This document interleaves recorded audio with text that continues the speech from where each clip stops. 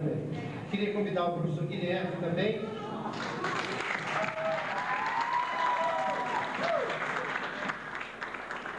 O professor Guilherme, no curso de Direito, ele leciona Filosofia Jurídica, mas leciona também no curso de Pedagogia, no curso de Educação Física e em outros cursos, outras disciplinas.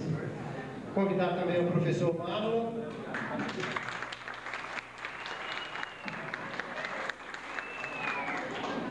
O professor Marlon, aqui na nossa instituição, ele leciona processo penal. O professor Guilherme, o professor Alexandre, né?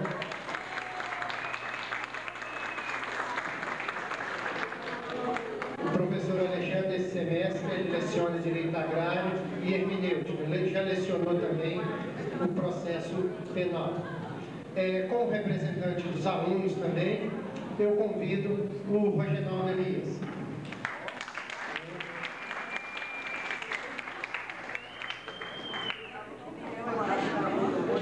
E para conduzir os debates, eu convido o Miguel Olímpio, que tão gentilmente aceitou o convite de colaborar conosco, ele que é o apresentador do programa Câmara Aberta.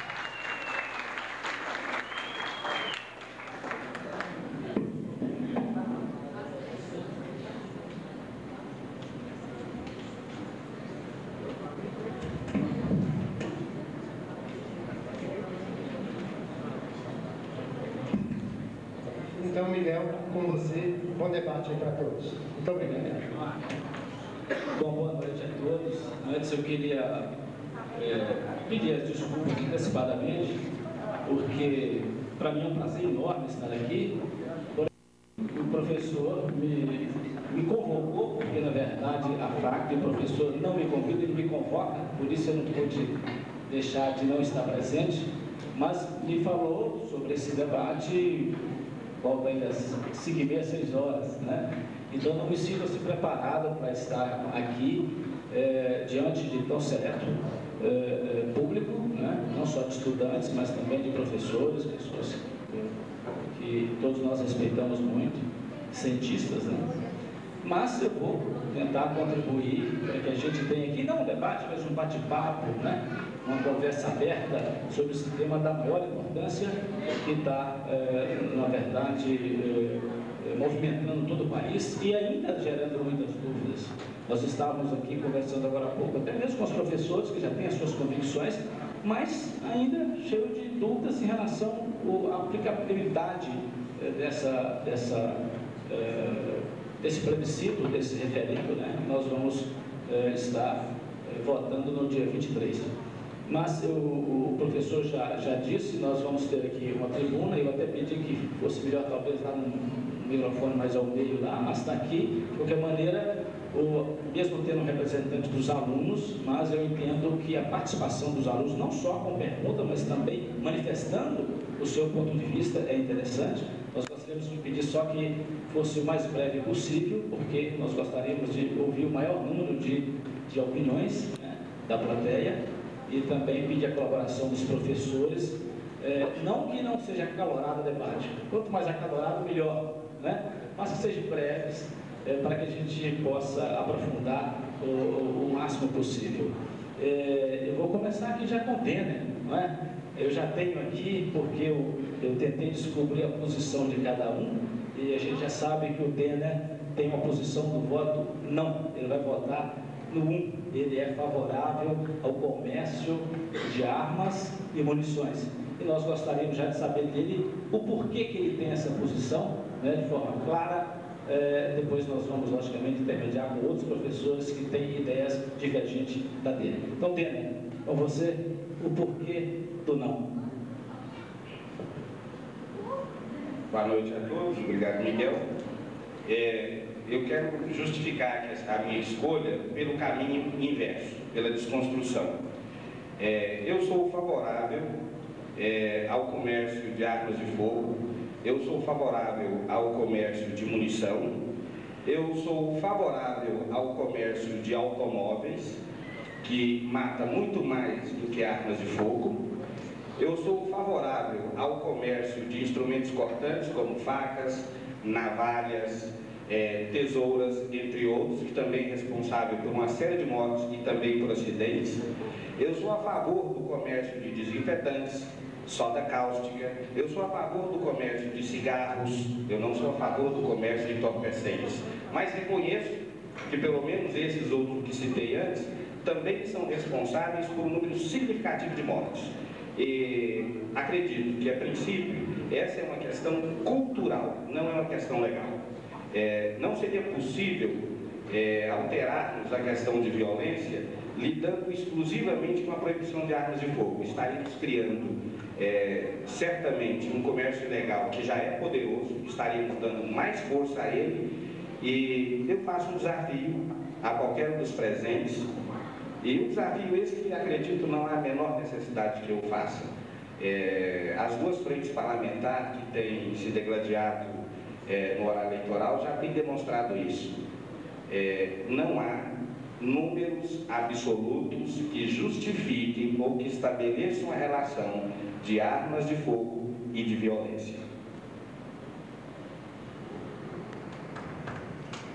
Pode manifestar.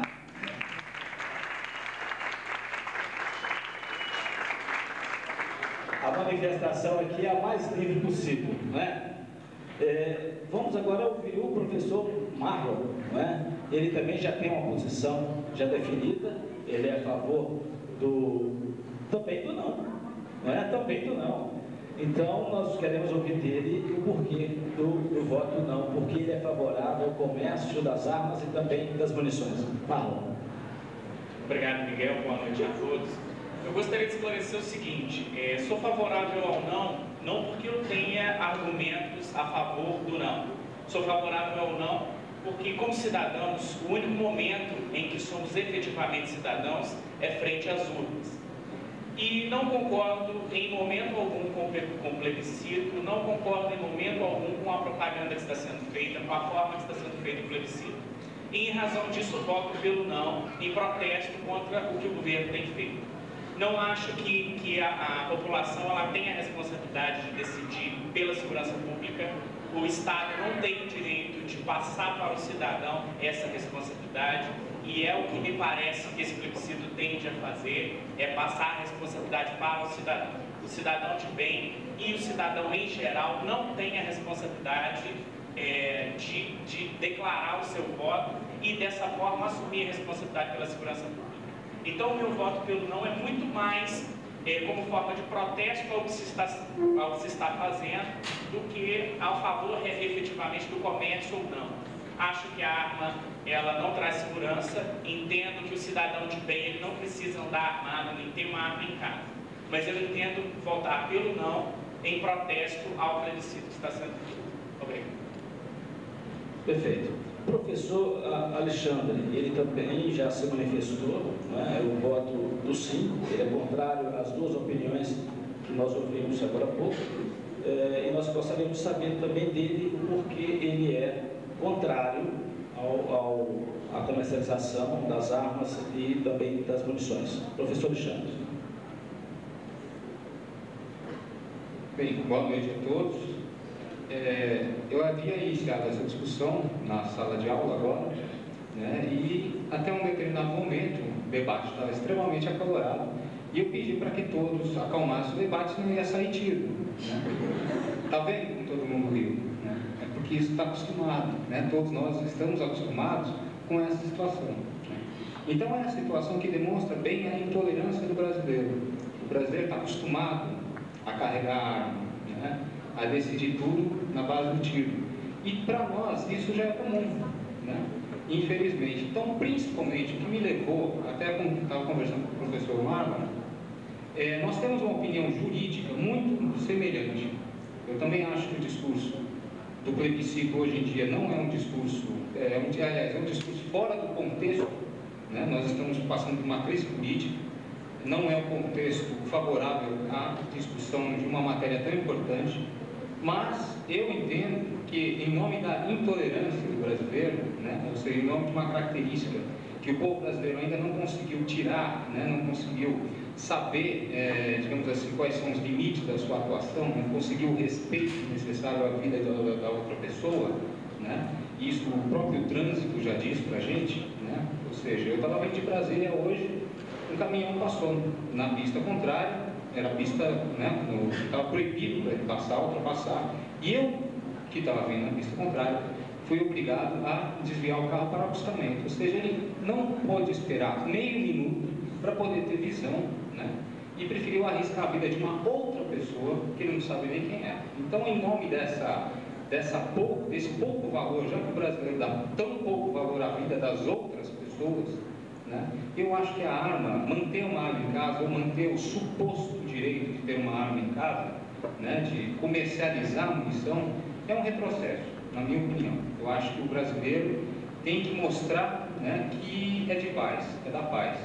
E a paz que tem que mostrar isso, né? A paz é um outro estágio da nossa civilização, da nossa cidadania, né? Então, com base em tudo isso e tantos outros argumentos que eu poderia ficar falando aqui, né? Mas principalmente com relação à intolerância, que todo mundo sabe que tem, qualquer briga de bar acaba em tiro, né? Eu não gostaria que isso acontecesse. Então, são basicamente esses os meus argumentos. Tá bom?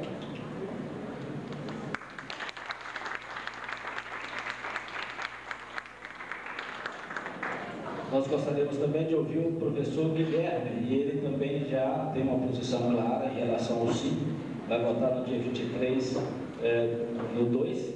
Nós também gostaríamos de ver os seus argumentos, de ouvir os seus argumentos e o porquê do seu voto sim. Boa noite a todos, é um prazer estar aqui nessa mesa com tantos amigos, tantos colegas, convidados pelo professor Luciano. E quando de repente se coloca que eu tenho uma posição clara sobre o sim, em alguns momentos eu chego a duvidar sobre a clareza dessa posição.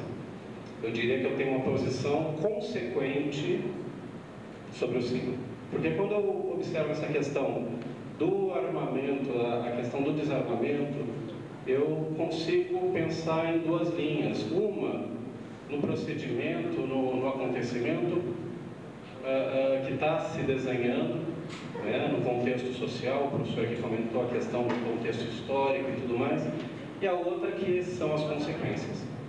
Nessa primeira linha, a questão da pertinência do processo, algumas perguntas iniciais para que a gente pense são inevitáveis. Uma, por que um referendo para essa questão? Será que isso ficou claro? Será que isso foi tratado? Porque essa matéria merece referendo. Quando a gente tem, de uma forma um pouco jocosa, nesses momentos simples, extremamente complexos, uma simplicidade perversa, referendos, plebiscitos, e em questões tão sérias para a sociedade, que são questões tão sérias para educação, saúde, cultura, qualidade de vida, a gente tem imposições, impostos, assim como a questão própria da renda, né? E de repente nessa questão relevante se dá um referendo e outras questões imensamente mais relevantes são tratadas no rodão parlamentar de jogadas políticas que, se nós perguntarmos para aqueles políticos que nós elegemos, nós talvez ouçamos essa resposta: não, você não entende o jogo político, não, você não entende a dinâmica das relações políticas, né? Isso, de certa forma, é assustador. Me parece que tem muitas outras coisas que deveriam ser tratadas no plebiscito, num referendo, numa escolha popular. Tipo, quanto que vai se investir ou que cotas vão ser investidas na educação? Que cotas vão ser investidas na saúde? Que cotas vão ser investidas na qualidade de vida do brasileiro? Isso me preocupa extremamente, porque isso é definido por empresas e isso é definido por acordos internacionais escusos ao nosso cotidiano e escusos numa certa visão moral e social. Isso me preocupa extremamente. Outra coisa que me assusta no procedimento em si é que, ao falar do referendo, se faz uma ponte direta com um binômio criminalidade e violência. Então é assim: referendo sim, acabou a criminalidade e violência; referendo não, parece que os argumentos povoam mais ou menos essa mitologia, e isso me assusta, porque já faz quase uns 10 anos que eu não vejo na mídia e falamos em jornal nacional, esse tipo de coisa, uma relação direta, nominada dentro de uma matéria sobre violência, sobre crime, que relacione violência com miséria. Não no sentido pejorativo, mas numa relação de causa e efeito que é densa. Violência, miséria, criminalidade, miséria. Isso me preocupa extremamente, né? E, ao mesmo tempo, a gente vê do outro lado o crescimento de um discurso nacional da escalada do crime, a escalada da violência, e através da escalada da violência a gente fala de perdas de direitos, mas perdemos tantos outros direitos com a escalada da violência. Estamos perdendo direito à privacidade, estamos perdendo direito a uma porção de coisas por causa do discurso da escalada da violência. E do outro lado, internacional, a tal escalada do terror, né? E aí uma questão ainda, essa questão binômio, criminalidade e violência, para amarrar, né, uma preocupação que daí já vem do aspecto histórico, uma questão cultural brasileira. Nós temos uma relação com os nossos líderes extremamente pautada na relação de Casa Grande e Senzala. Nós temos uma relação com o poder público extremamente pautada na relação com o senhor de escravo. E de repente o que acontece? Para nós aqui da Senzala, tudo que vem então num momento político, numa reviravolta política, tem que ser a grande solução, tem que ser o momento salvador, tem que ser aquele momento que depois, agora sim eu serei feliz, o sim que eu torcia tanto ganhou, agora eu serei feliz. A seleção do Brasil que eu gosto ganhou, agora minha vida vai melhorar, né? Esse aspecto messiânico e que a gente vê está sendo jogado nessa questão, né? É crucial? É importante, mas crucial é qualidade de vida. Crucial é deslocar certos paradigmas da economia para a vida do cidadão. E aí vem a minha posição, então, consequente, acho que eu tomei tempo demais, né? Para o sim. O processo, nós discutíamos aqui, se fala um pouco em traços de inconstitucionalidade, em traços de incoerência no processo, em conflitos ali, em contradições legais que vão surgir dessa lei com outras, né? Mas nós temos uma questão central aí. O governo nos lança uma charada, o governo nos lança um momento de decisão, o governo nos lança um momento de se fazer escolha. A escolha que você quer? Não, a escolha é entre sim e entre não.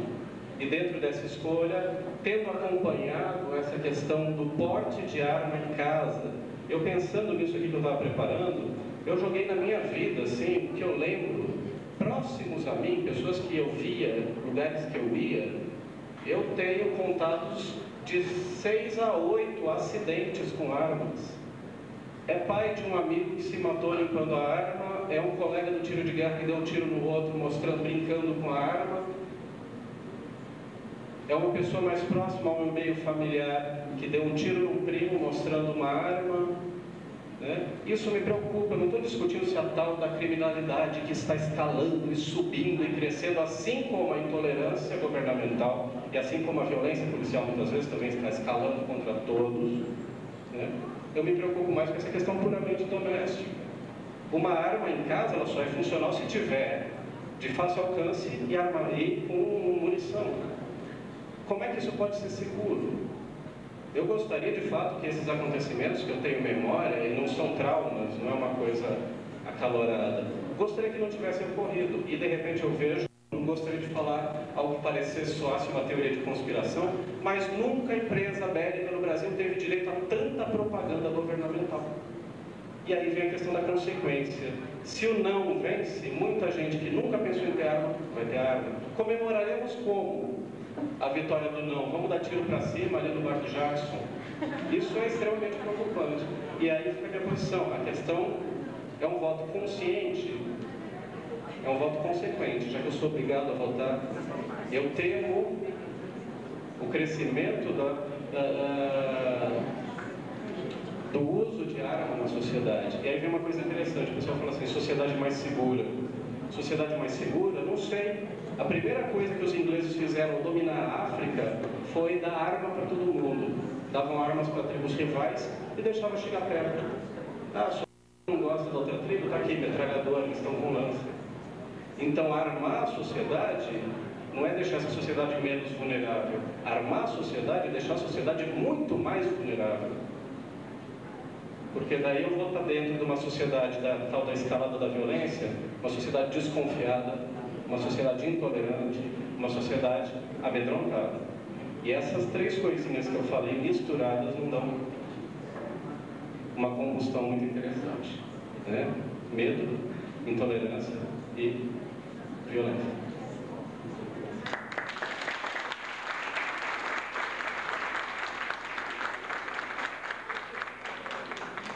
Bom, nós vamos ouvir agora o Reginaldo. Ele pede que trate ele sem formalidade militar, né? Então, Reginaldo, ele está representando aqui na mesa os alunos, mas não quer dizer que a posição dele seja a posição de todos os alunos, né, Reginaldo? Ele vai estar aqui, eu imagino que a faculdade colocou um representante dos alunos exatamente para demonstrar a importância dos alunos nesse debate. Mas, daqui a pouco, todos os alunos que queiram poderão participar e não só fazer pergunta para todos que estão aqui, como também manifestar o ponto de vista de cada um.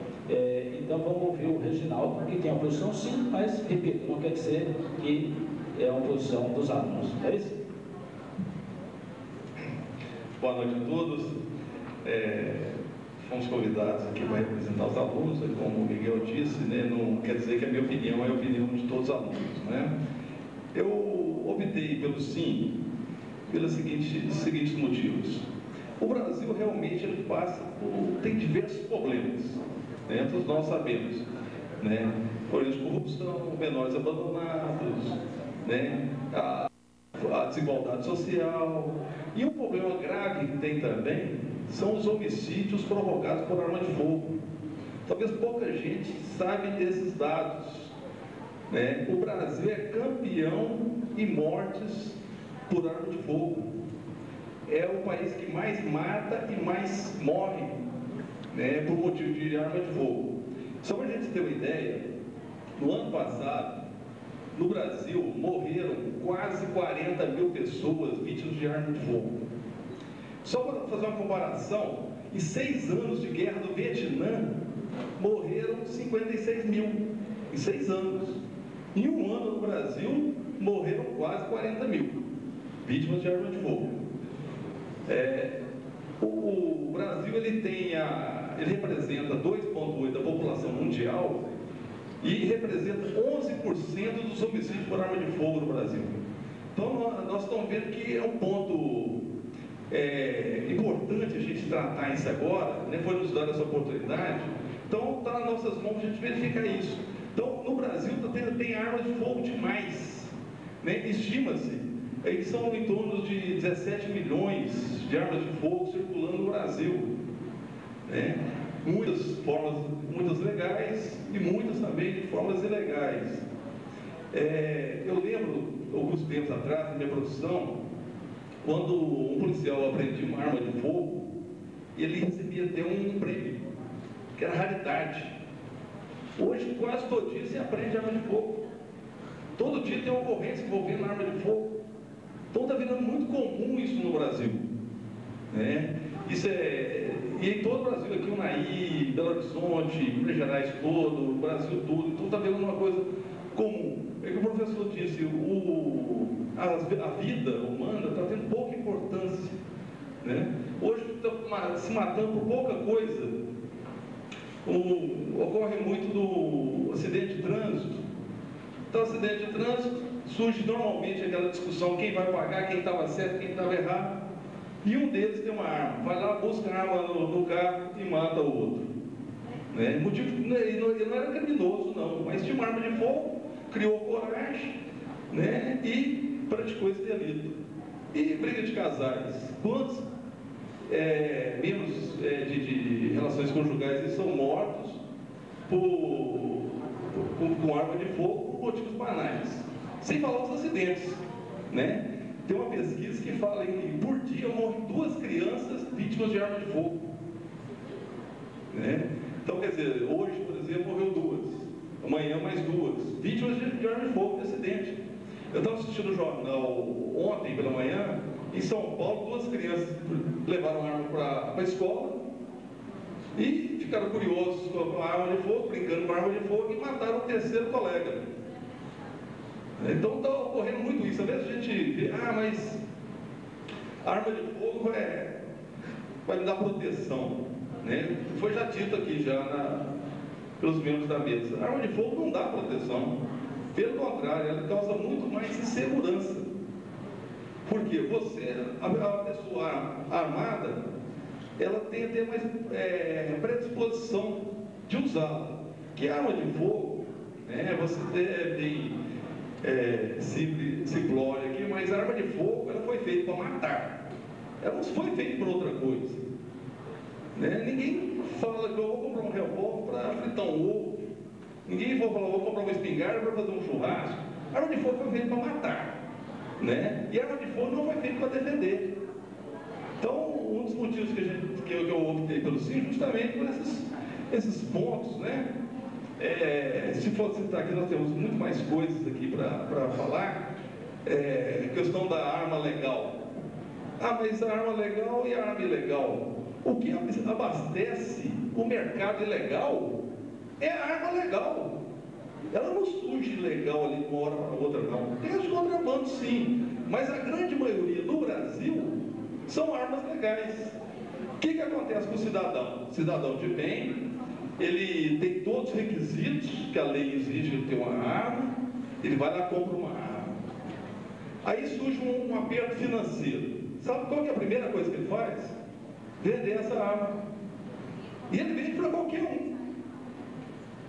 Aí ele vai e forja, fala que foi assaltado, que arrombou o seu carro, roubou o revólver, faz um BO, uma ocorrência, e dá baixa do nome dele. Mas aquela arma, ela foi por ilegal. Aí ele deu uma melhoradinha financeira, sabe o que ele faz? Ele volta lá e compra outra.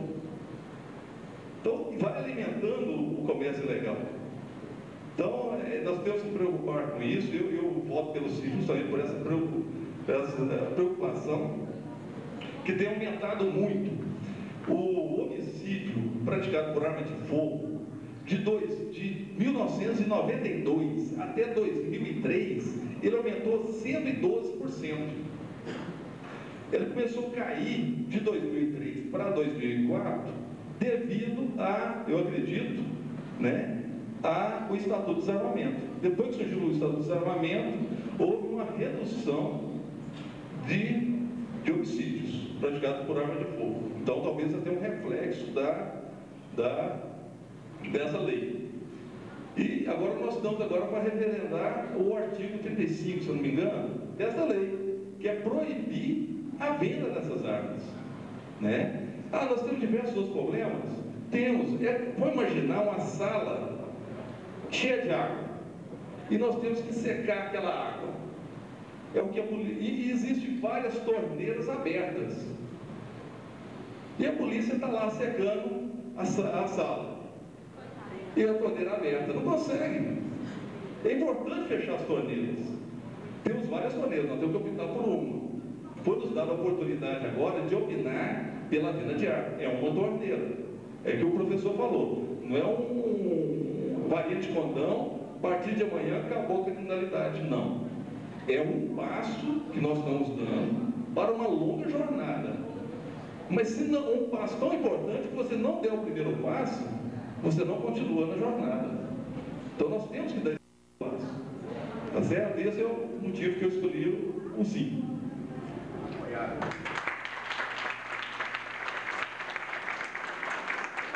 Perfeito.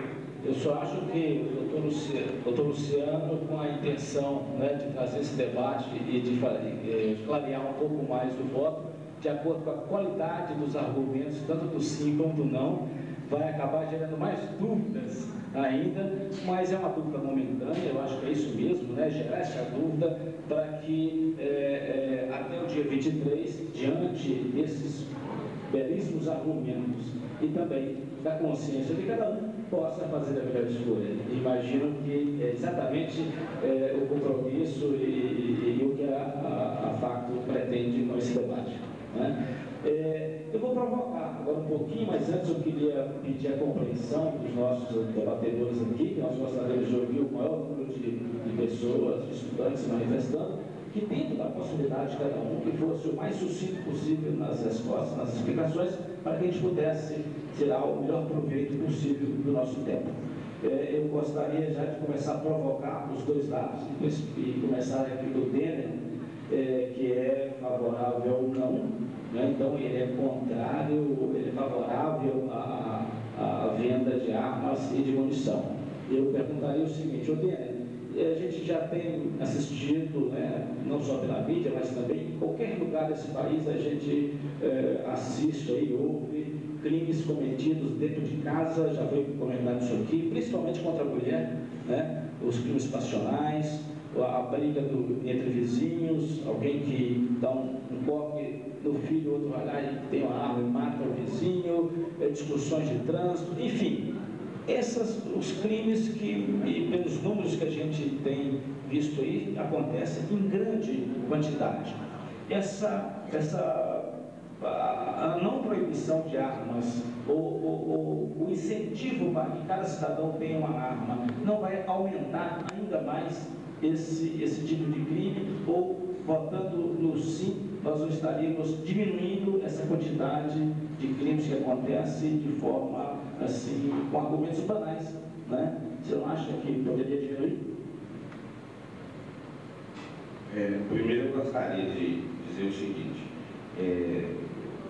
a respeito do professor Guilherme disse, é verdade, esse referendo nem deveria estar acontecendo. Agora, eu acho uma crueldade, até uma vilania o que se tem feito com as armas de fogo e com a munição. Porque, ao que me consta, nenhuma arma disparou sozinha contra ninguém. Da mesma maneira, quando eu brinquei aqui com automóvel, com detergente, também não tenho conhecimento de nenhum automóvel que bêbado, mesmo que seja movido a álcool, tenha atropelado e matado alguém. Os acidentes acontecem. Não sei se os acidentes devem ser responsáveis para que se possa julgar o objeto em si, que é um objeto inanimado. A problemática, eu insisto, não são as armas e as munições, mas o cuidado que se tem ou não com elas. Outra questão importante, Miguel, que me urgia enquanto os colegas comentavam. Seriam 1 milhão de armas de fogo um número significativo para os meus amigos? Parece um número significativo. O que vocês acham? 1 milhão de armas de fogo fazem um estrago?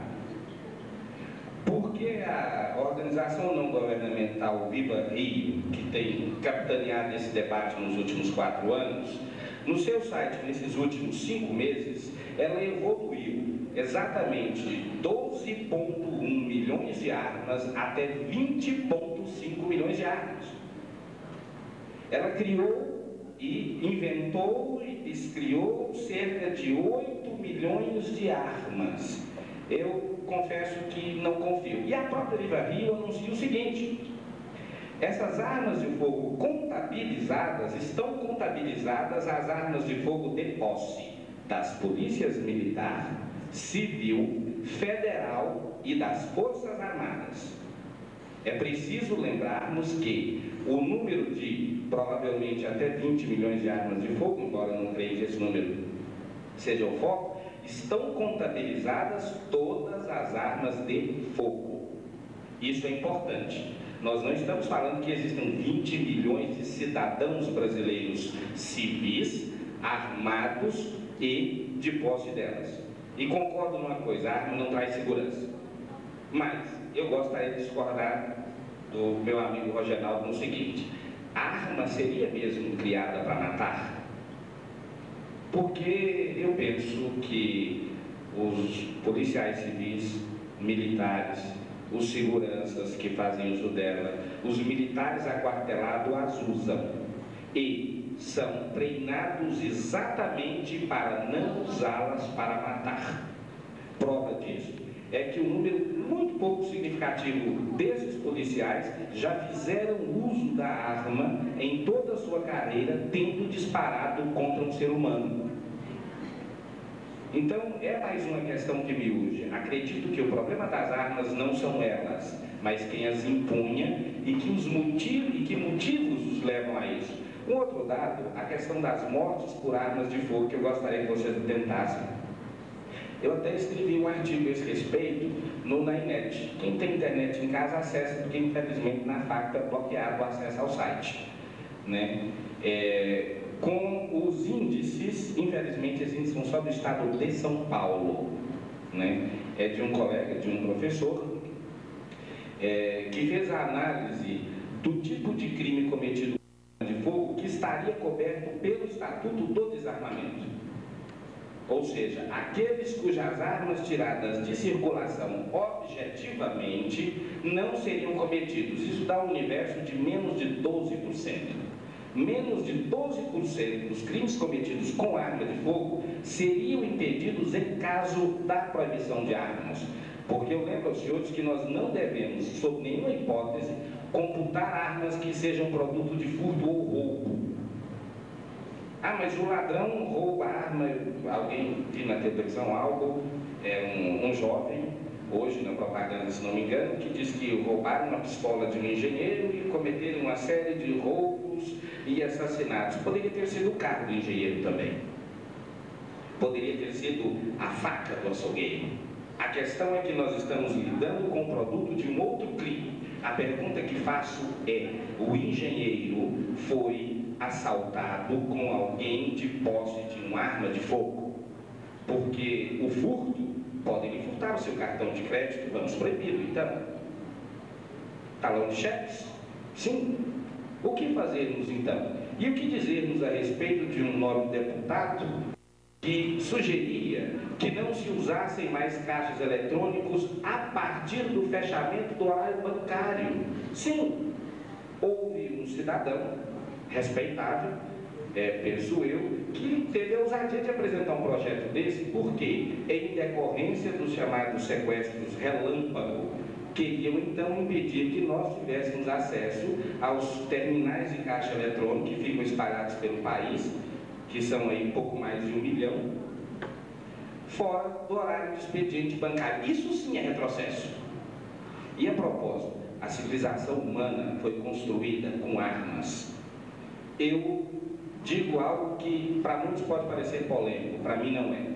A civilização humana foi construída com armas. Dominamos a natureza a partir do momento em que dominamos o fogo, em que através da nossa mão, do nosso dedo prênsil, podemos usar um porrete para que pudéssemos enfrentar os nossos predadores. E acreditem, os nossos predadores hoje podem ser um marginal ou outro que estão soltos pela rua.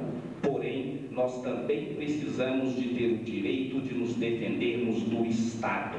E eu pergunto a todos aqui presentes: o Estado, esse Estado é de confiança? Pois é, precisamos nos defender também deles. Eu não defendo a necessidade de alguém fazer uso de arma de fogo, mas o direito de possuí-la e, o que é mais importante, o direito de se defender. E isso, inclusive, faz parte da Declaração Internacional dos Direitos do Homem e do Cidadão. Todos os governos autoritários e mal intencionados de nossa história desarmaram antes a população. Joseph Stalin, Adolf Hitler, Benito Mussolini, Hugo Chávez na Colômbia, Augusto Pinochet, Franco, entre tantos outros. Vargas também tentou.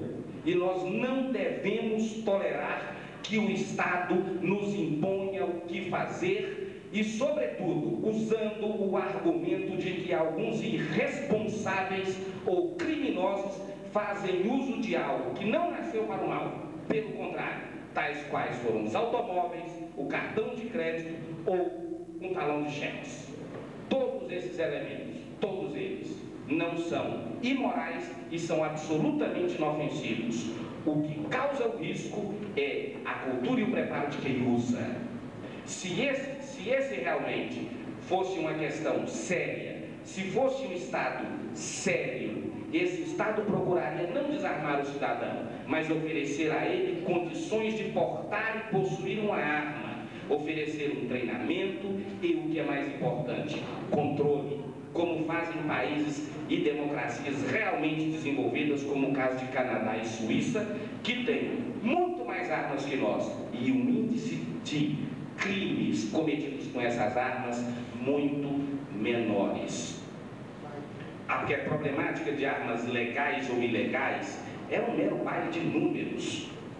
Uma arma legal, uma vez produto de furto, ela se torna ilegal. Mas não se esqueça, pode ser uma arma, pode ser um automóvel, pode ser uma faca. E um homem, quando deseja agredir, seja numa briga de trânsito, seja numa briga qualquer, ele não o faz porque tem uma arma, ele o faz porque é irresponsável, ele faz porque é um cidadão em pleno desequilíbrio. Os policiais são treinados e são prova disso. A polícia militar, a polícia civil, a polícia federal é prova real do que estou dizendo. À medida de que estão sendo cada vez melhor treinados, fazem cada vez menos uso de armas. E os homicídios causados por eles, por mau uso de armas, têm diminuído. Nós devemos focar no homem, no ser, não no ter. Estamos filosoficamente discutindo uma questão errada, jogando todo o lixo por debaixo de um tapete. A questão moral a ser discutida é muito mais elevada do que as armas de fogo. E, amigos, faço uma recomendação. Pesquisem, olhem na internet, eles têm sites, tanto para as frentes parlamentares que defendem o sim, defendem o não. Foquem, inclusive, na Viva Rio e observem o curioso, a Viva Rio capitaneia tudo isso.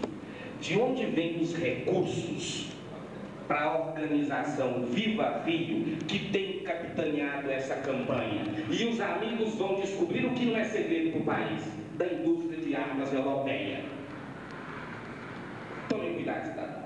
Tomem bastante cuidado. De onde veio o lobby? Nós estamos sendo manipulados. E eu digo, se o não vencer, como comemoraremos? Dando tiros? Porém, pergunto, e se o sim vencer?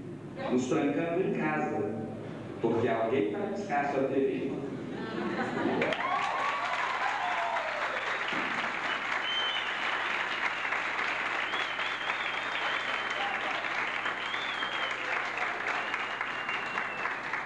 Pelo jeito, o Naí, aqui a plateia, está muito parecido com o Brasil, totalmente dividido, né? E os argumentos são cada vez mais fortes e mais contundentes de ambos os lados. Isso é muito interessante. Eu gostaria, na verdade, de estar, confesso a vocês, não estar na condição de mediador, e sim de debatedor, né? Mas, vamos ouvir agora o professor Marlon. E a pergunta também é no sentido de fazer uma reflexão com o Marlon. Marlon, na sua opinião, que motivos tem um pai de família, um cidadão de bem, de possuir uma arma, não só andar com a arma aí pelas ruas, como também manter uma arma dentro de casa, já que fala, olha, a arma bem guardada, não tem perigo e tal, mas o que vale uma arma bem guardada? Né? Então, para que as pessoas adquirir, possuir uma arma? A questão é bem simples. Nós sabemos que, se observarmos teoria geral do Estado e ciência política, a lei por si só não resolve nada. O que é a lei? A lei, antes de tudo, ela é uma forma de pacificação social, tal qual é o direito. Então, o cidadão de bem, quando ele compra uma arma, ele tem ali no sentido de que ele está protegido ainda que ele não esteja. E outra coisa, o professor Tener disse muito bem, a questão do lobby contra o armamento.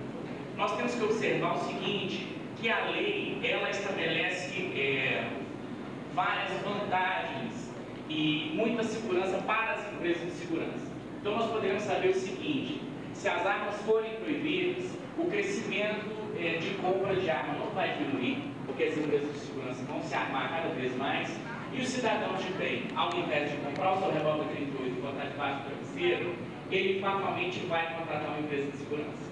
E aí eu não sei se são treinados ou não no serviço que vocês podem fazer. Até uma colega ali estava observando, ela disse o seguinte, ele está do lado do não, mas ele é a favor do sim.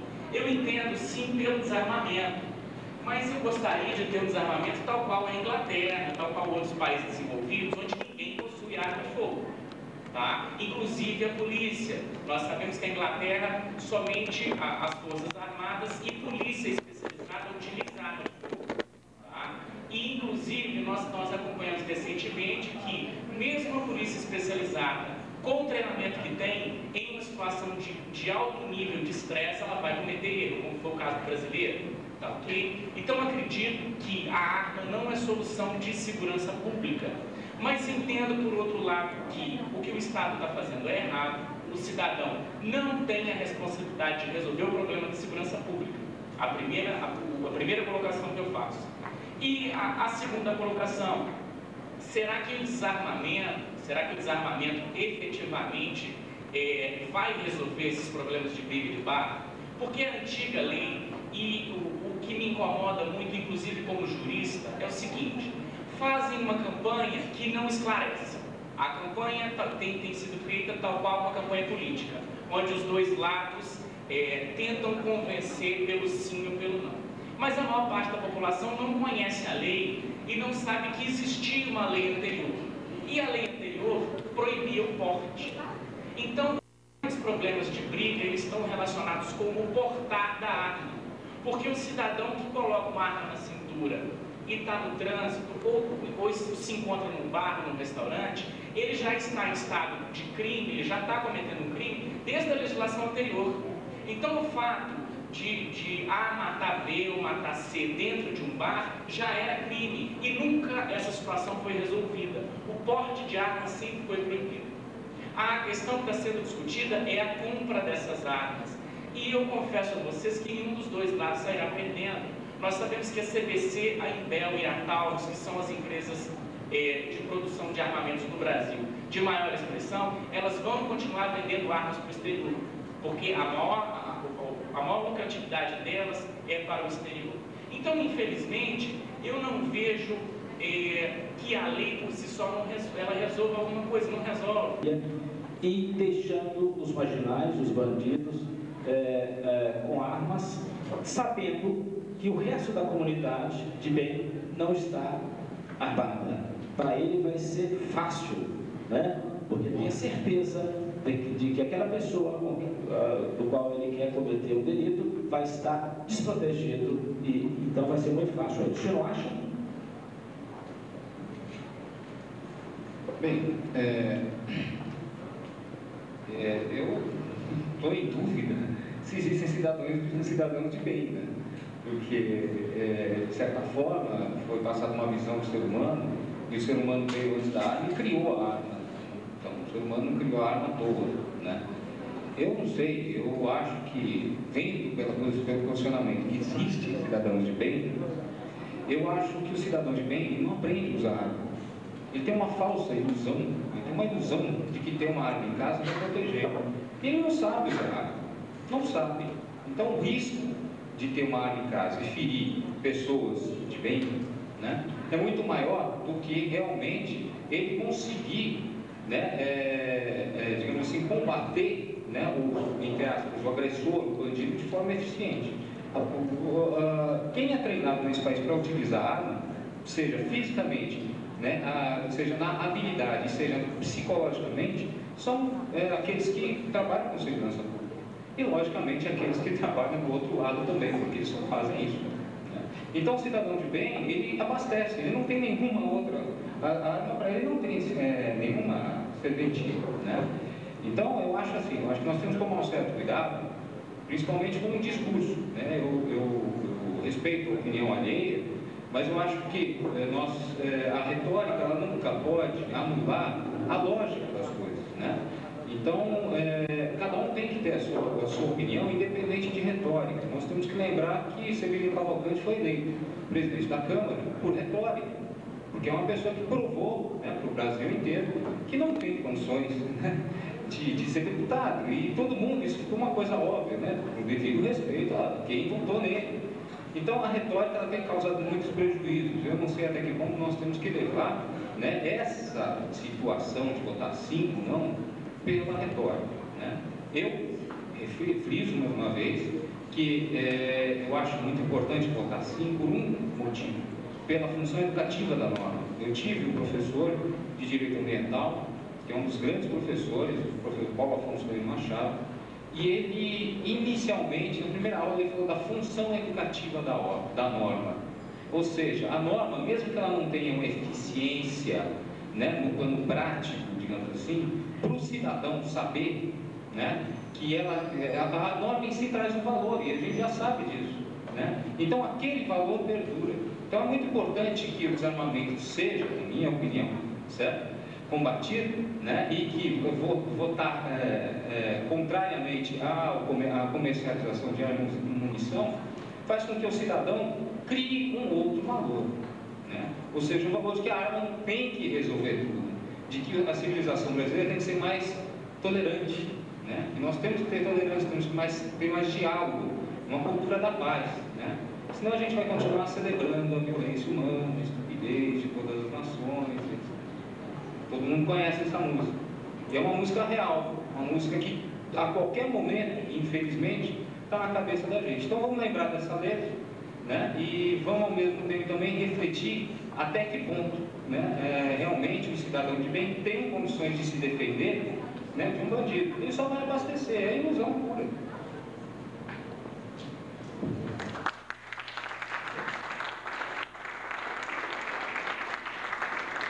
Vamos ouvir o professor Guilherme também, que já tem a posição dele clara em relação ao sim, vai votar no número 2. Ele é favorável à proibição, não é, da comercialização de armas e também de munições. E eu pergunto o seguinte: as duas revistas, as maiores revistas do país, não é, em duas edições aí, colocou como matéria de capa a discussão, e ficou muito claro que a revista Época se posicionou mais em relação ao sim e a Veja em relação ao não.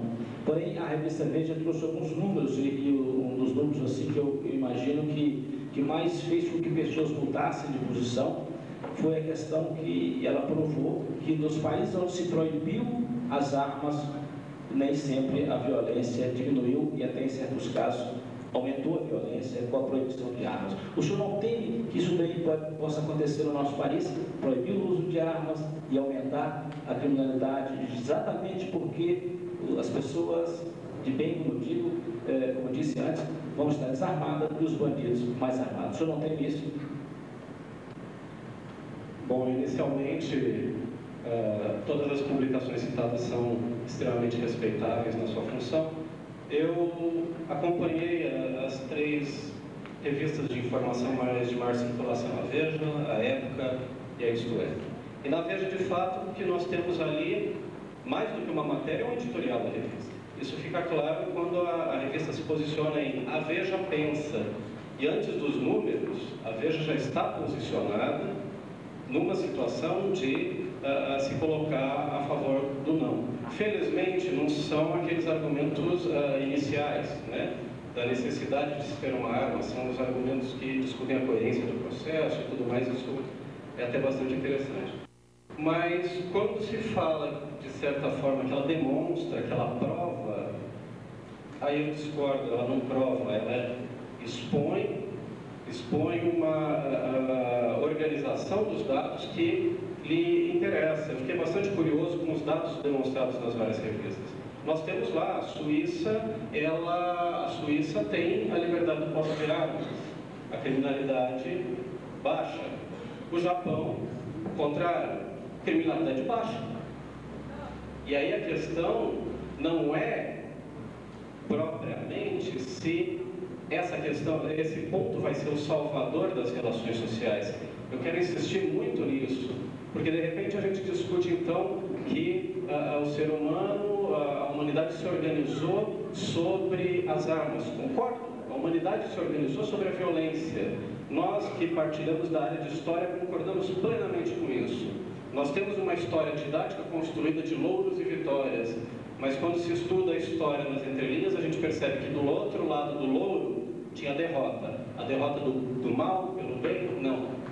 A derrota de famílias, de tribos, de culturas que desapareceram. E de certa forma, ou diretamente, nós temos construído sim uma história de intolerância. Não somos globais, somos norte-americanos hoje.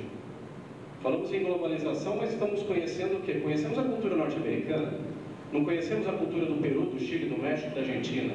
Odiamos a Argentina porque o Galvão Bueno mandou odiar. É uma coisa assim, o jogo do Brasil-Argentina, um ódio total. E aí fica uma questão central para mim. O ser humano é um ser predador? Ótimo. Isso coloca para nós que a questão então não é o uso ou não uso de arma, uma questão é cultural.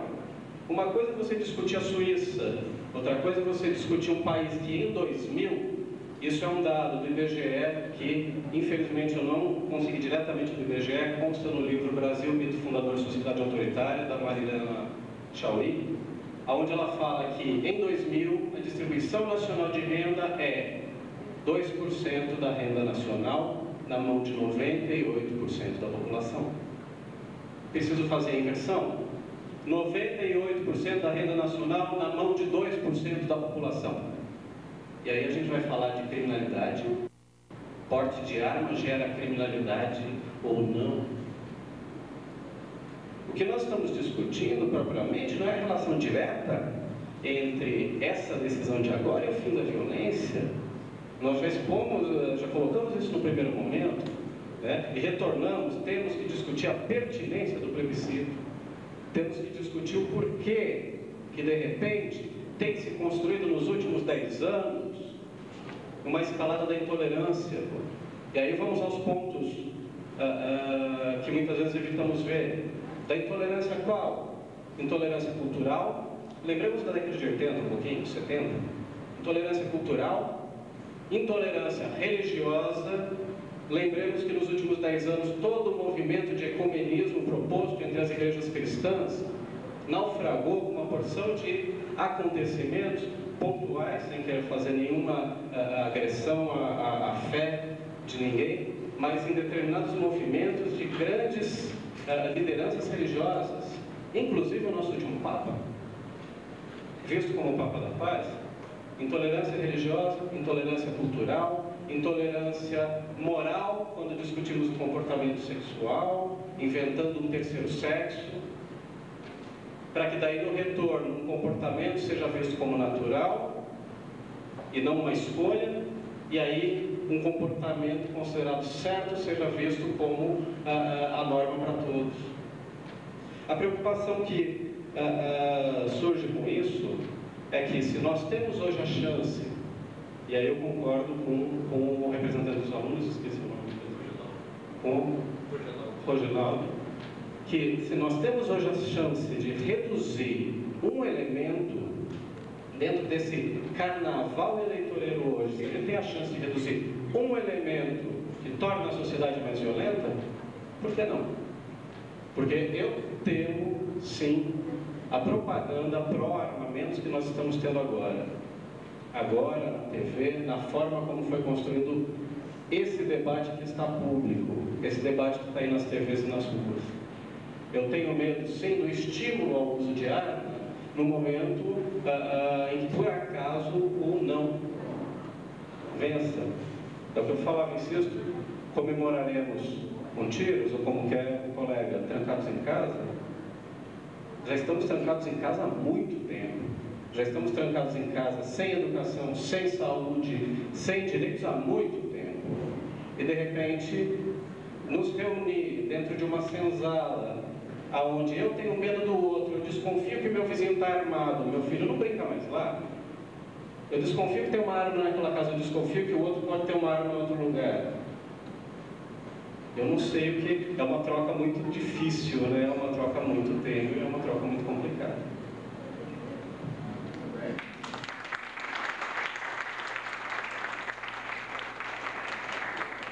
Bom, eu pediria licença aqui, foi feito um script para que a gente fizesse mais perguntas aos debatedores, mas eu gostaria de mudar um pouquinho, acho que pelo horário e também pela qualidade das informações que cada um aqui, dos professores, né, expuseram tão bem as suas ideias, que já tem base suficiente para que os alunos, né, possam não só perguntar, como opinar. Nós gostaríamos já de deixar à vontade para que os alunos se manifestem. nós gostaríamos que usasse aquele microfone, tem um microfone ali, que a pessoa dissesse o nome e qual período que está frequentando na faculdade. Por favor, fique à vontade. Tem alguém?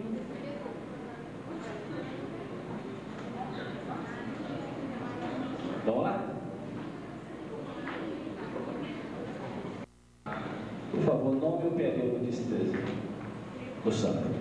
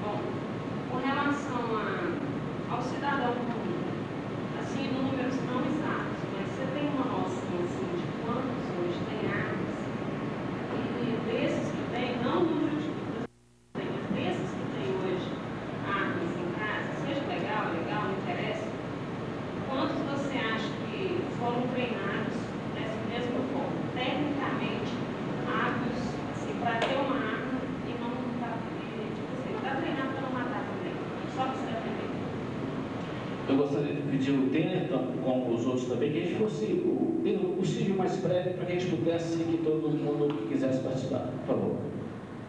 Bom, os números precisos sobre o treinamento civil eu não poderia lhe dar. Porém, exclusivamente daqueles que podem pagar, uma vez que o Estado não colabora com a...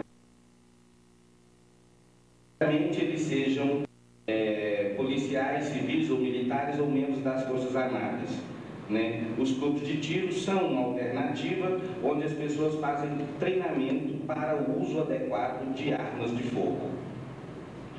Quanto à questão dos números, esses são uma confusão tremenda. Primeiro porque fala-se em números absolutos em torno de 20 milhões. Né? Mas se nós excluirmos aí aquelas armas que são de uso militar, estejam elas de posse das Forças Armadas ou das polícias, ou estejam elas sobre a posse dos criminosos, essas são em torno de 60% a 70% do total geral de armas no país. Estima-se que em torno de apenas 30% dessas armas, do total geral, pertençam aos civis. Então, seriam em torno de 7 em cada 10 seriam de uso das polícias ou das Forças Armadas, o que é um número bem significativo.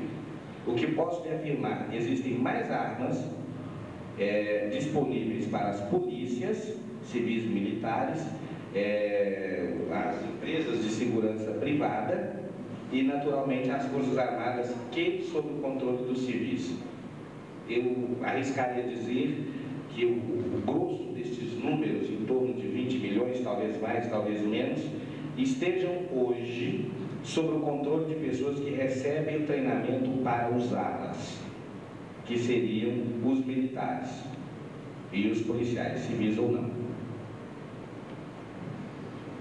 Alguém gostaria aqui da mesa, os professores, de comentar a resposta do Tener? Gostaria só de verificar com o Tener que os dados que eu tenho aqui é o contrário. Das 17 milhões de armas que tem no Brasil, apenas 10% estão na mão do Estado, na mão das polícias.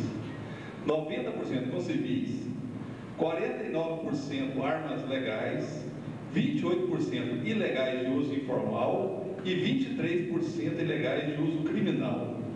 São os dados que eu tenho aqui, tem a fonte aqui, de que foi feita essa pesquisa. Perfeito. Alguém mais gostaria de comentar? Não. Fonte. Querendo todos estão querendo saber sobre a fonte. Bom, eu não falo inglês não, mas eu vou... A Viva Rio, ela contratou, né? É uma empresa aqui para fazer. Então, qual que é a do Demer? Qual que é a sua? Agora é engraçado, a fonte dele é associada à Frente Parlamentar Brasil Sem Armas. As minhas fontes estão também associadas à Frente Parlamentar Brasil com Armas. Exatamente, os números. Isso está muito interessante porque até os números, não só ali das revistas, enfim, da propaganda eleitoral, são divergentes. Aqui também são. Vamos lá, não é? Mais algum aluno?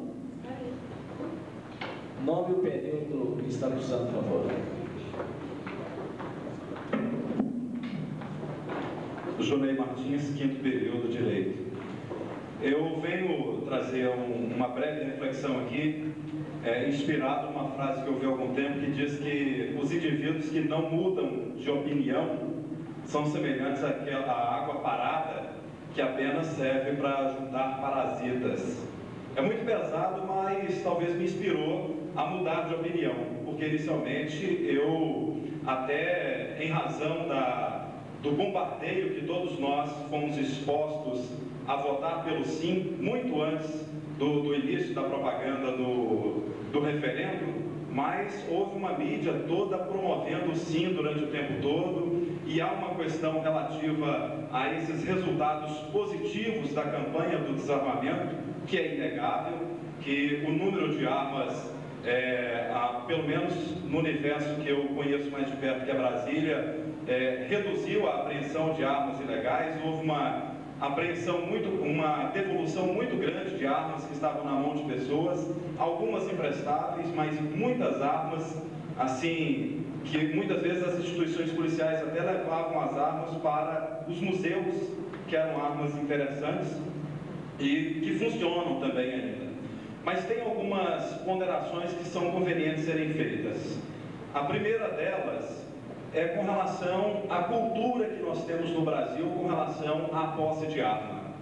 A grande maioria das armas que estão aí hoje, que abastecem esses números estatísticos, elas foram adquiridas num período onde não estava em vigor o atual Estatuto do Desarmamento, que é muito rigoroso. E teve uma informação que eu vi ontem ainda na revista Consulex, que disse que o número de armas legais adquiridas no ano passado foi de apenas 1.000 armas.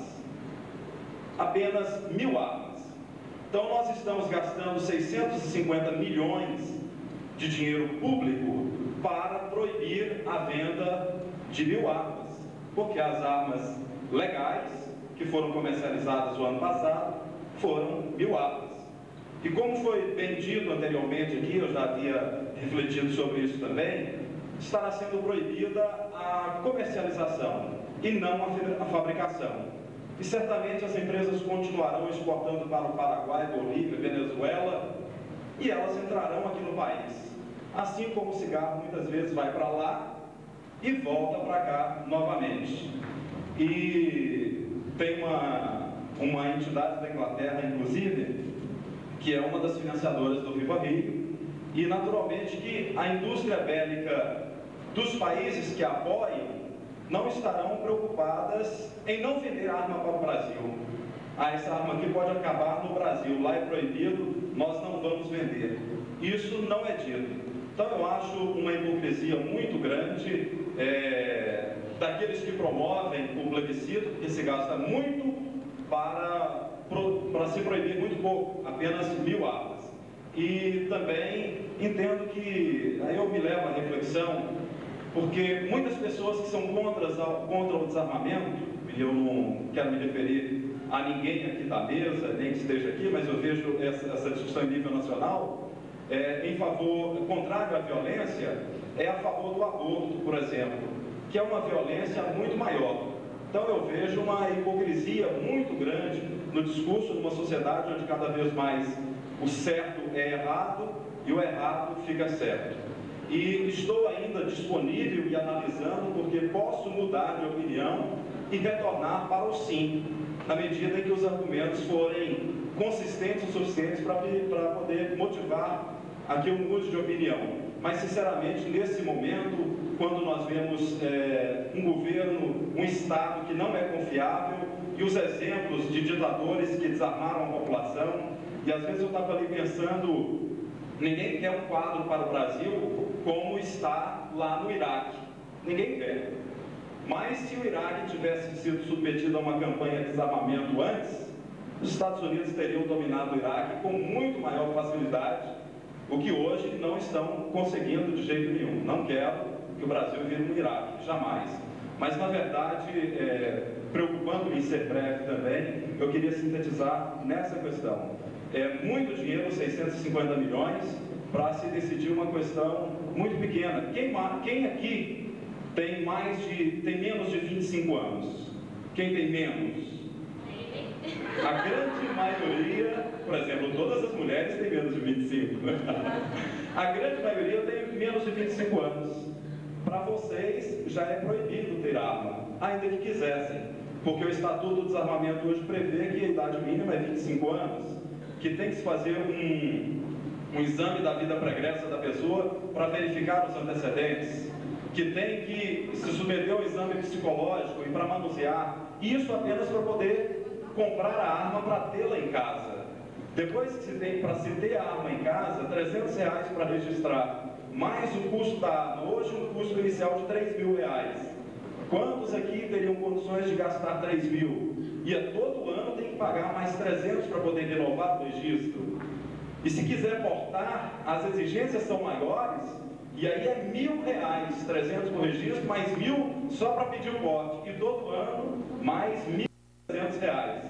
Ou seja, se nós tirarmos a grande maioria da população brasileira, que não pode ter um custo desse anual, a porte de arma já está proibido. A grande parcela da população brasileira, que é menos de 25 anos, já está proibido. E para finalizar, Miguel, nós temos as excludentes de antijuridicidade no Código Penal, a legítima defesa, o exercício regular de direito, e que já nos permite usar a arma para matar. Para salvar a minha vida, eu posso usar a arma para matar. Se alguém invadir a minha casa, eu posso usar a arma para matar. E como eu tenho uma preocupação religiosa forte também, lá no livro de Êxodo, capítulo 22, versículo 2, segundo livro da Bíblia, diz que se o ladrão invadir a sua casa e ele for ferido e morrer em razão daquilo, ele invadiu para roubar, você não será culpado pelo sangue dele, pela morte dele. Então, a defesa, a sua propriedade, a sua casa, o seu domicílio, e aí nós não podemos abrir mão desse direito que a Constituição nos assegura, e aqueles que têm a Bíblia como regra de fé também. Desculpe se eu estendi. Alguém gostaria de fazer?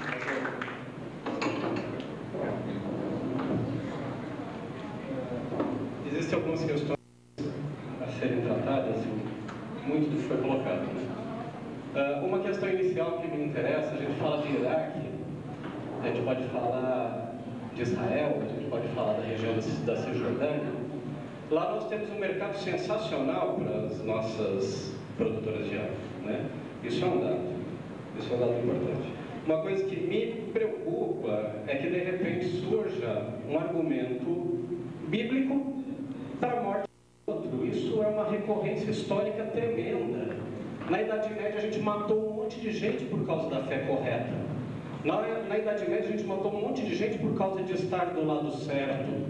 Os tais terroristas do mal que o Bush combate, eles são os tais terroristas do mal porque dentro de algumas vertentes da fé que eles carregam, faz parte da sua profissão de fé combater o infiel. E aí vem um problema.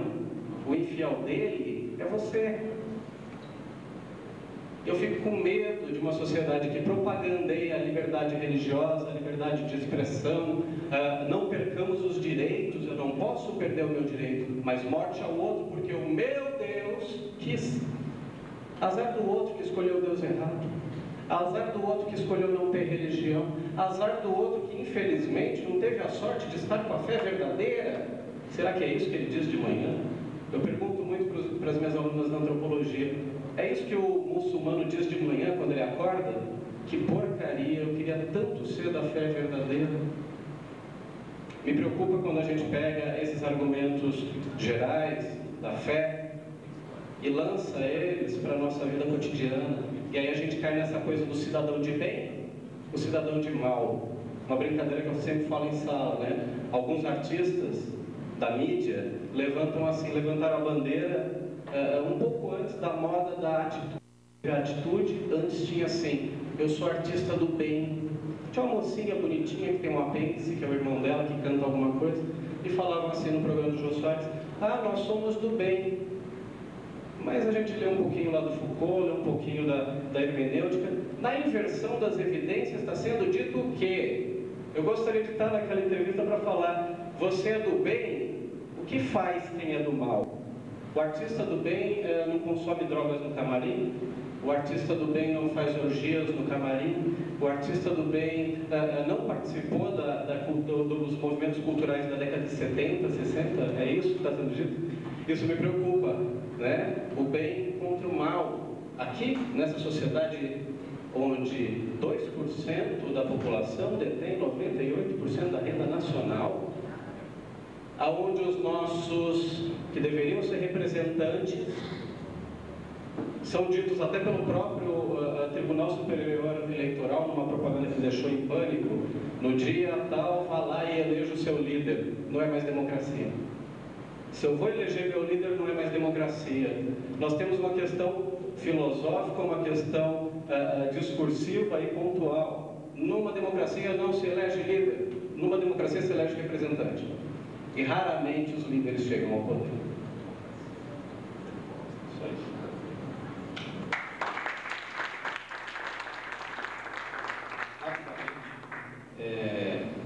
Eu queria só dar um relato aqui, porque eu particularmente, eu tenho a honra de trabalhar com auditoria de contas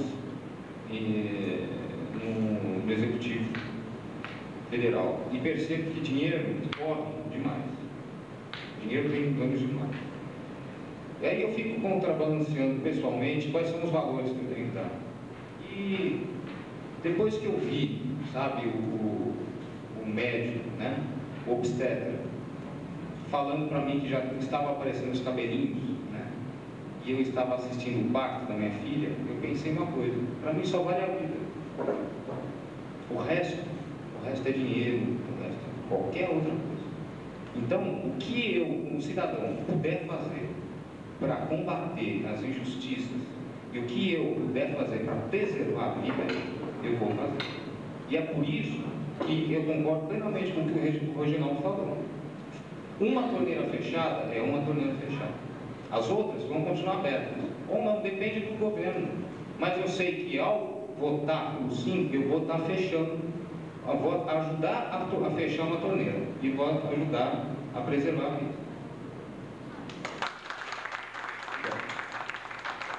Tem mais algum aluno? Não?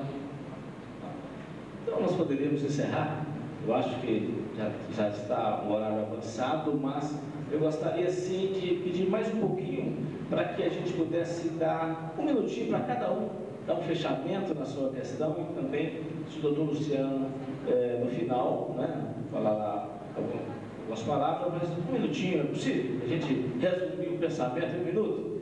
Está difícil, hein? Né? Mas vamos lá, vamos aqui. Vamos aqui então começar com os alunos, né? E vou aqui, juro que vou fazer um sorteio agora, que está todo mundo querendo finalizar. Eu vou fazer um sorteio para ser democrático. Mas Luciano, por favor. Bom, o Juninho falou que só foram vendidas em torno de 1000 armas legais.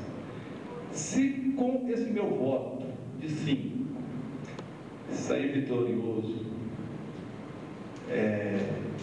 a questão do desarmamento, e eu conseguir salvar pelo menos uma vida, eu já estou satisfeito. Tá, muito obrigado.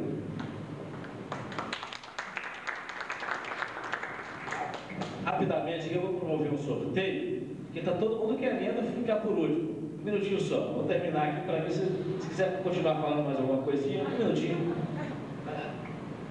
Bom, já que foi dada a oportunidade, vamos aproveitar, né? Bom, então, eu voto no sim, estou convicto com isso. Não vim também para convencer ninguém, que eu acho que cada um já tem a sua convicção. Agora, eu concordo também com todos aqui, quando disse que o modo que foi feito esse referendo foi muito danoso. Realmente, gastou muito dinheiro público. Poderia simplesmente, no Estatuto do Desarmamento, no 36 já fala assim, está proibido as armas, a venda de armas. Ia dar uma discussão ali de uma semana na mídia, depois ninguém ia lembrar disso mais, né? Já tinha resolvido, né? Agora não deu oportunidade. Bom, só para encerrar, o brasileiro ele está acostumado com referendo, está acostumado com disputa política. Então vira política, é disputa. Não, eu sou sim, o outro não, eu sou não. Eu sou atleticano, não, eu sou cruzeirense. Não é mais bonito, o outro é mais feio. Gente, nós estamos tratando do futuro. Nós estamos tratando do futuro. Vocês querem uma sociedade com armas ou uma sociedade com menos armas? Né? A decisão é nossa. Muito obrigado. Perfeito. Olha, nós fizemos um sorteio aqui democrático. O Dena foi o primeiro a pedir para ficar por último, mas ele foi sorteado e você. Mas olha, os últimos serão os primeiros, fique tranquilo.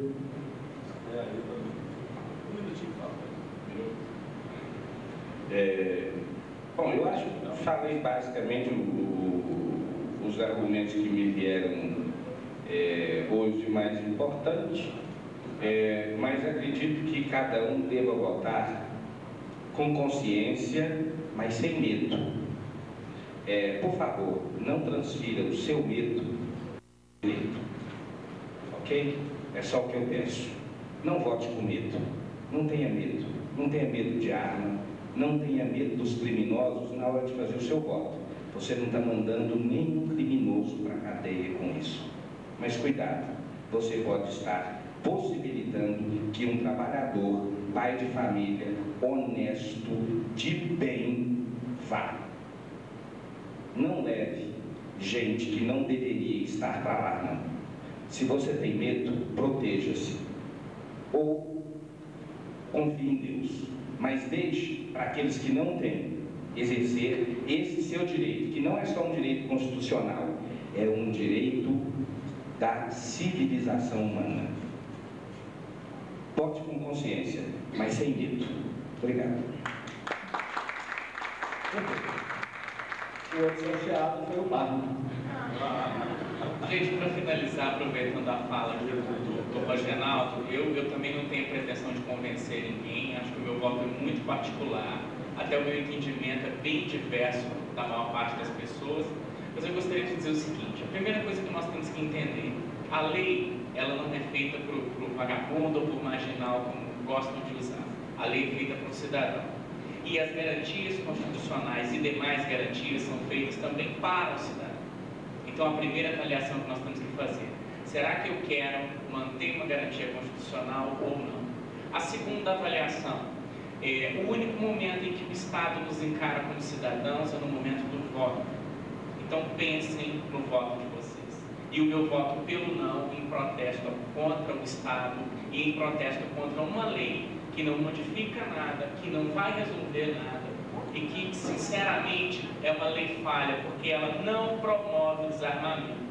Toda e qualquer pessoa que tiver dinheiro conseguirá comprar uma arma e, pior, com mais facilidade até do que a lei anterior, vai poder portar essa arma. Tá? Então, para finalizar, pensem que o Estado só nos encara como cidadãos no momento do voto. Então, é o momento que temos que protestar. O meu voto pelo não, antes de mais nada, é um voto de protesto contra o que o Estado está fazendo. Tá? E, por último, gostaria de dizer para vocês, lembrem-se que o cidadão não é responsável pelo problema de segurança pública. Se o Estado não investe em educação, em cultura e em distribuição de renda, ele não pode delegar esse problema para a gente. Ok? É só isso que eu gostaria de dizer. Professor Guilherme. Eu retorno ao ponto de que, concordando com o professor, a lei muda tudo, é a salvação para nossas vidas, é o momento final da história do Brasil, um momento crucial. Mas, quando a gente lembra que essa decisão terá uma consequência, aí nós temos que repensar essa questão. Ela pode não fechar todas as torneiras, mas ela não só deixa as coisas como estão, isso é um equívoco. Falar que depois desse carnaval eleitoral, a situação das armas do Brasil fica como está, é um equívoco maldoso, um equívoco perverso, para não dizer uma mentira. Porque no momento que eu tenho tamanha propaganda, que já vem sendo estimulada na nossa consciência social, aonde? Cinema, desenho animado, a ideia de que, nossa, se eu tivesse uma arma naquele momento, a pessoa não falaria assim comigo. Nós não tratamos aqui o aspecto psicológico do portar a arma. Uma coisa que é tratada tremendamente junto aos policiais, uma coisa que poderia ter sido trocada. E nós temos na nossa cultura, a todo momento, a solução final. A solução final para a fé, a solução final para o Brasil que não funciona, a solução final para o meu estilo de vida, que é o mais correto, porque o outro é um mendigo, o outro é um imoral, o outro é... E nessa questão nós vemos então lá nos filmes, tudo se resolve a hora que o sujeito sozinho pega uma arma. Desde pequenos, né? O Rambo, depois os outros, até onde nós estamos hoje. Eu concordo com o Denner quando ele fala, não vote com medo. Mas não vote também pelo medo de não exercer posteriormente um direito, bem, entre aspas, que você nem tinha conhecimento, intenção, vontade de ter. Quando esse discurso é lançado para a massa, estão tirando um direito seu. Eu nunca quis uma arma. Temos que tomar cuidado com tudo isso. Temos que tomar cuidado, porque na questão do cidadão de bem, a lei é para todos, a lei é para o cidadão. A lei é para o cidadão de bem, e até onde começa o cidadão de bem? O marginal. O voto pelo sim é o voto pelas consequências de toda essa propaganda eleitoral que se deu em torno do armamento. É diferente. Por isso que eu escolhi isso. Finalizando, Um minuto, por favor. Tarefa de finalizar, ao contrário do que se pensa, não é simples, né? Eu não voto com medo. Nunca votei com medo, não voto pelo medo. Eu voto pela esperança. Embora isso não tenha absolutamente nada a ver com a última eleição, né? Agora todo mundo está tirando da reta. Mas, seja lá como for, eu realmente não tenho pretensões de votar, não tenho medo na hora de votar, não tenho medo das pessoas, desde que eu não provoque, né? A arma ela só veio por poder, para estabelecer o poder. O cidadão com arma é um tremendo covarde, porque se todos fossem desarmados, aí eu queria ver qual que é o talento das pessoas em comporem os seus conflitos, seja no diálogo, seja na força física, né? Eu acho que eu só tenho medo de uma coisa, eu tenho medo das palavras, eu tenho medo da retórica, eu tenho medo de vote pela retórica. Sabe a técnica de retórica de falar mais alto no final? Isso convence. É isso que eu tenho medo. Eu não quero votar por isso. Eu quero votar pela consciência. Eu acho que a gente tem que votar pela consciência. Eu tenho medo das palavras. Eu tenho medo de enxergar o ser humano como um ser humano nocivo. E que por isso, né? Nossa, ele tem que se defender. Não, o ser humano só tem uma coisa para se defender. Quando ele tem um coração bom, quando ele faz da sua vida uma coisa tranquila. O ser humano tranquilo, ele não tem do que se defender. Ele tem mais é que viver a vida até ela acabar. Nós sentimos muito além da posição de cada um. Nós hoje aqui tivemos uma belíssima aula, né? De como se expõe tão bem as suas convicções, e perdeu quem não esteve aqui nesse auditório, né? Então, nós gostaríamos de agradecer e eu passo a palavra ao professor Luciano, né, para encerrar esse nosso encontro. Bem, pessoal, na verdade eu vou só agradecer ao professor Dênio, ao professor Marlon, ao professor Alexandre, ao professor Guilherme, o Rogenaldo, o Miguel, que tão gentilmente aceitou o convite, e agradecer a todos vocês que ficaram aqui até agora. Na verdade, quando a gente pensou em fazer esse debate, a ideia não foi de convencer ninguém, foi de lançar argumentos para que cada um pudesse decidir com a sua consciência. E eu acredito que argumentos, tanto em favor do sim quanto do não, hoje não faltaram aqui, né? Então, é somente para agradecer a vocês e lembrar vocês que a partir de quarta-feira que vem começa a nossa Semana Jurídica e que todos que puderem que estejam aqui com a gente. Obrigado a vocês e a todos. Muito obrigado.